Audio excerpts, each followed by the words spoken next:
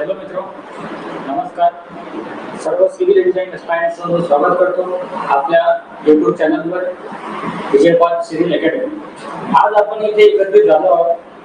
आज आपल्याला एमपीएससीच्या न्यू पॅटर्नच्या हिशोबानं आपल्या ज्या सरळ सेवाच्या भरती होणार आहे, ज्यामध्ये PWD, WRD, WCD, town planning, forest department या सगळ्यांसाठी ज्युनियर इंजिनियरच्या पदावर आपल्या सीएच्या पदावर आपल्या भरती होणार आहे. या व्हिडिओमध्ये आपण या एमपीएससीच्या नवीन पॅटर्नवर थोडं डिटेलमध्ये चर्चा करूया. व्हिडिओला शेवटपर्यंत तुम्ही बघा. तुम्हाला या व्हिडिओमध्ये खूप साऱ्या माहिती क्लिअर होईल. एमपीएससीचं अंदाजन सिलेबस काय राहू शकते, एक्सपेक्टेड एक्झामचं पॅटर्न काय राहू शकते, क्वेश्चन्सची लेवल काय येऊ शकते, एमपीएससीच्या याच्या अगोदर कोणते कोणते पेपर झालेले आहे एमसीक्यू बेस मध्ये, या सगळ्या टॉपिक्सवर आपण आज चर्चा करू. बघा, एमपीएससीच्या न्यू पॅटर्नच्या हिशोबाने आता आपल्याला WRD, PWD, WCD, town planning अशा डिपार्टमेंटमध्ये एई, जेई आणि सीए च्या पोस्टसाठी आपण अप्लाय करू शकतो. आणि हे एक खूप चांगली अपॉर्च्युनिटी आहे. आता जे 26 मध्ये जे मुलं पास आउट झालेले आहे त्यांच्यासाठी हे एक खूप चांगली अपॉर्च्युनिटी आहे.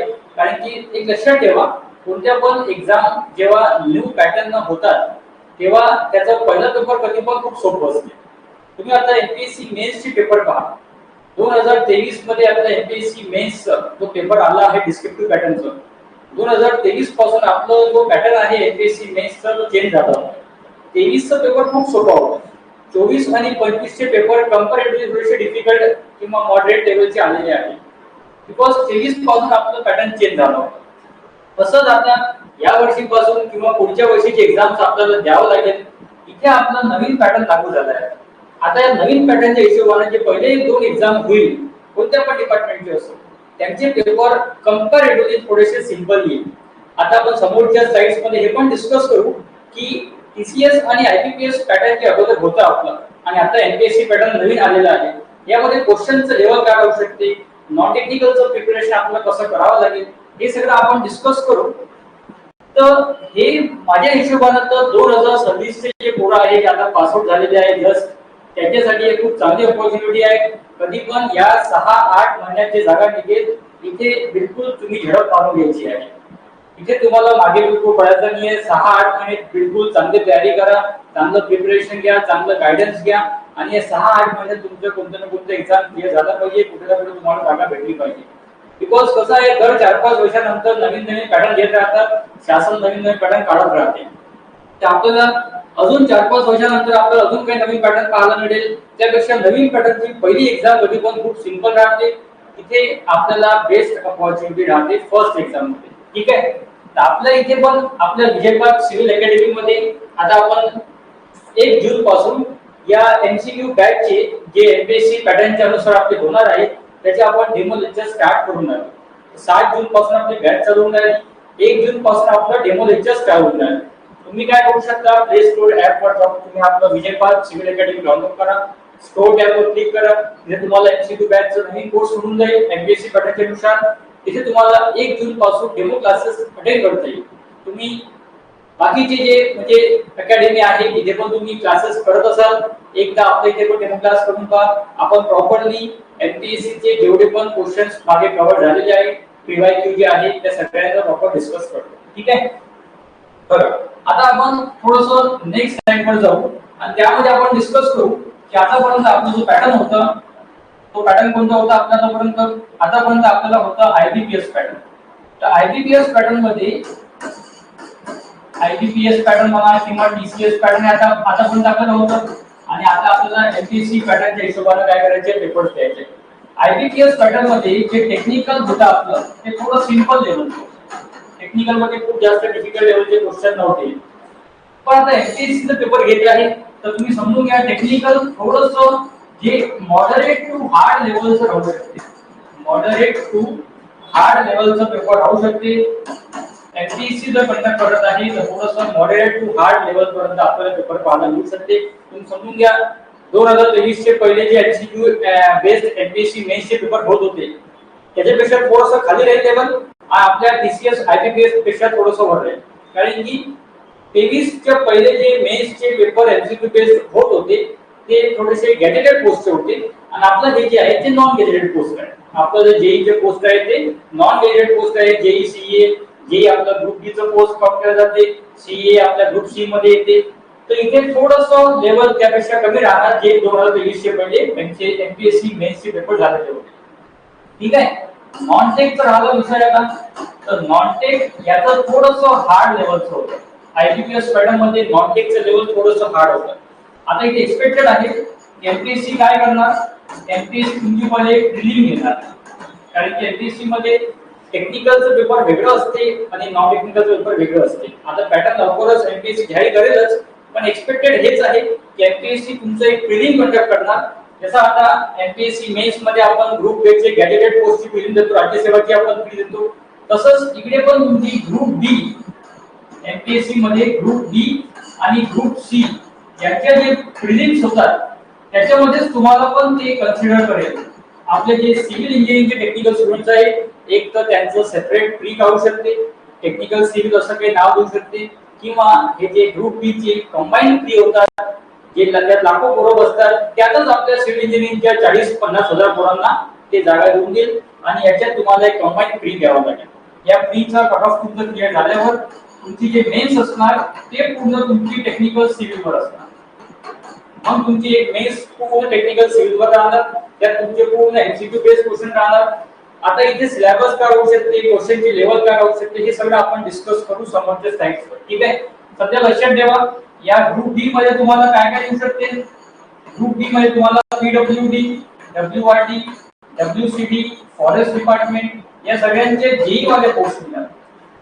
ग्रुप डी मध्ये जे तुमची प्री होईल आणि ग्रुप डी च्या अंतर्गत तुमचे जे मेन्स होईल त्यात तुम्हाला जेई चे पोस्ट मिळेल आणि ग्रुप सी च्या अंतर्गत तुम्हाला सगळ्या सीए चे पोस्ट मिळेल.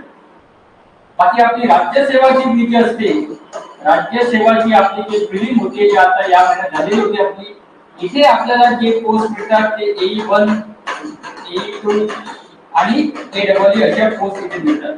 तर राज्यसेवाची प्री तुमची जर होते ते त्याच्यात तुम्हाला ए1, ए2 आणि एडब्ल्यू मिळते. राज्यसेवाची जी मेन्स, मग हे झाल्यावर आपली जे मेन्स असते ते मेन्स आपली डिस्क्रिप्टिव्ह पॅटर्न होते. इथे आपली मेन्स एमसीक्यू पॅटर्न आहे हो, डिस्क्रिप्टिव्ह पॅटर्न मेन्स होते, मग आपलं इंटरव्ह्यू पण राहते 50 मार्काचा. तर हा पॅटर्न वेगळा आहे.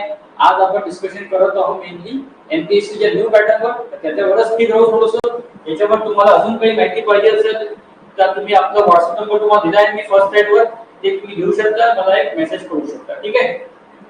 बघा आता सिलेबस काय राहू शकते. आता सिलेबस तर अजून मेन्शन केलं नाहीये शासनानं, पण 2023 च्या पहिले आपली जी एमपीएससी मेन्स ची एक्झाम होत होती, 2023 च्या पहिले आपल्या एमपीएससी मेन्स कसं होतं, एमसीक्यू बेस्ड होतं. तर त्याच्यात जो सिलेबस आहे तो सिलेबस तुम्हाला इथे पाहायला मिळू शकतो. त्याच्यात तुम्हाला strength of material, mechanics, SA, TOS, steel structure, RCC, prestressed concrete, geotech, म्हणजे पेपर 1 आणि पेपर 2 होतं पहिले. आता असं राहणार नाही, तुमचं पूर्ण 200 मार्काचा एकच पेपर राहणार, कारण की सरळ सेवा आहे. या 2 पेपर राहणार नाही, तुमचे प्री होईल आणि तुमचं डायरेक्ट मेन्स होईल. 200 मार्काचा एकच पेपर राहील, पण त्याच्यात तुम्हाला हे टॉपिक्स होते. मेकॅनिक्स होतं, स्ट्रेंथ ऑफ मटेरियल होतं, आरसीसी, प्रिस्टेस कॉन्क्रीट, सीपीएम होतं, एसए, टॉस, स्टील स्ट्रक्चर. आणि मग पेपर 2 मध्ये होतं आपलं fluid mechanics, fluid machines, environment, irrigation, hydrology, building construction, अजून आपलं एस्टिमेटिंग कॉस्टिंग थोडंसं होतं त्याच्यात, हायड्रोलॉजी, वॉटर रिसोर्सेस, इरिगेशन, असे सब्जेक्ट सगळे तुम्हाला पाहायला मिळेल जे आतापर्यंत आपण यूज करून राहिलो. फक्त क्वेश्चन्सची लेवल थोडी जास्त राहील आयबीपीएस च्या पॅटर्न पेक्षा. ठीक आहे. तर सिलेबस काय राहू शकते हे आपण डिस्कस केलं. पेपरचं पॅटर्न काय राहू शकते, प्री प्लस मेन्स अशा 2 एक्झाम आपल्या होऊ शकतात. ग्रुप बी आणि ग्रुप सी चे प्री जे होतात त्यातच आपल्याला पण बसवण्यात येऊ शकते आणि आपलं मेन्स टेक्निकल बेसवर होऊ शकते, पूर्ण एमसीक्यू बेसवर. इथे आपला इंटरव्ह्यू राहणार नाही. आपलं सरळ सेवा आहे, तर आपल्याला फक्त प्री द्यावं लागेल आणि मेन्स द्यावं लागेल. मेन्स पूर्ण एमसीक्यू बेसवर होईल, मे बी होऊ शकते. आता मेन्स टेक्निकल आहे पूर्ण आणि प्री नॉन टेक्निकल आहे पूर्ण. प्री मध्ये नॉर्मली जीएस राहते, एफपी राहते, रिझनिंग राहते, पण होऊ शकते आता महाराष्ट्राचे एक्झाम्स आहे ते प्री मध्ये मराठी इंग्लिश पण टाकू शकतात. पण आता जे ग्रुप डी आणि ग्रुप सी चे प्रिलिम्स होतात त्यात इंग्लिश मराठी नाही आहे. तुमचं टेक्निकलचं वेगळं प्रिलिम जर काढलं तर त्यात may be English, Marathi, GS, reasoning, FP, GK सगळं राहू शकते. पण तुम्हाला जर याच्यातच टाकलं ग्रुप बी आणि ग्रुप सीच्या फिलिंग्स मध्ये तर मे बी तुम्हाला फक्त जीएस आणि ऍक्टिव्ह रिजनिंग आणि जीके आणि करंट अफेअर्सचा अभ्यास करावा लागेल. ठीक आहे.